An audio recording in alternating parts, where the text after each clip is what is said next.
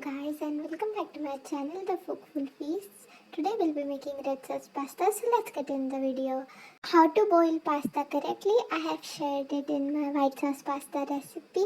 You can refer it. Don't throw that pasta water, it's important. Now we'll be adding oil and butter. Now there goes in ginger garlic paste.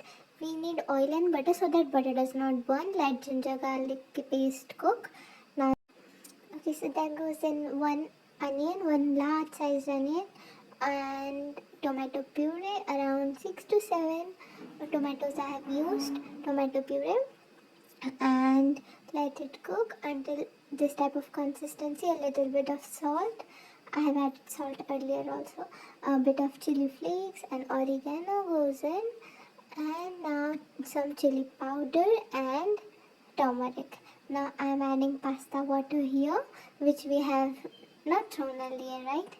So yeah, it will go here, and now let it cook for around 2 minutes, 2 to 3 minutes, not much. Now I'll add more pasta water to make the consistency nice. And now there goes in a lot and lots of cheese.